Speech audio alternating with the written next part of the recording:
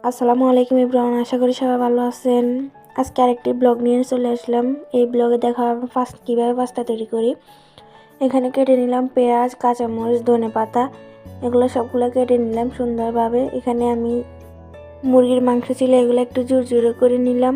এরপর এই তো পাস্তা নিয়ে নিছি, এগুলোকে এখন সিদ্ধ করতে দেব 3 মিনিট। ফুটন্ত গরম পানিতে আমি এগুলো সিদ্ধ করে নেব একদম সুন্দরভাবে। এবারে একটা কড়াইয়ের ভিতরে দিয়ে দেব তেল, পেঁয়াজ, আস্তে আস্তে সবগুলো উপকরণ আমি দিয়ে দেব। এই তো এখানে কাঁচামরিচ দিলাম। এইভাবে সব মশলা দিয়ে এগুলো ভালোভাবে ভেজে নেব। পাস্তাটা বরাবরই আমার কাছে ভালো লাগে, তাই আমি তৈরি করি, বাসায় তৈরি যখনই ইচ্ছে হয় তখনই তৈরি করে নিই। এই তো এখানে সব কিছু দিয়ে নেড়ে নিতেছি। এখানে আমি একটু লবণও দিয়ে দিয়ে ভালোভাবে একটু বাদামি কালার আসা অবধি ভেজে নেব। তারপর সকল মশলা দিয়ে দেব। এখানে একটা নুডলসের মশলা ছিল, এগুলো আমি দিলাম। সকল মশলা দিয়ে একটা ডিম দিয়ে এগুলো ভালোভাবে মিশিয়ে নেব মশলার সাথে।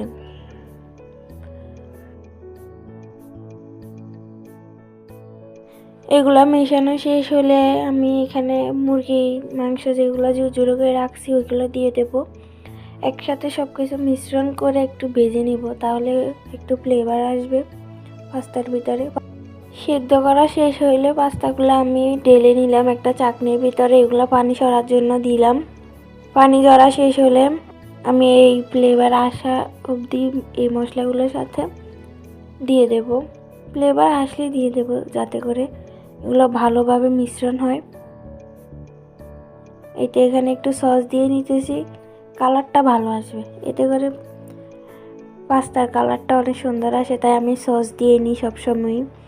এবার এখানে পাস্তাগুলো দিয়ে দেব। পাস্তাগুলো দেওয়ার পর সবগুলো একসাথে মশলা মিশ্রণ করে নেব, যাতে করে পাস্তার সাথে ভালোভাবে মিশ্রণ হয়। মিশ্রণ করা শেষে এখানে আমি ধনিয়া পাতা দিয়ে দিব, অনেক গ্রান হয়, ধনিয়া পাতা দিলে স্বাদটা একটু বাড়ে। এই তো এভাবে করে আমার পাস্তাটা তৈরি হয়ে গেল।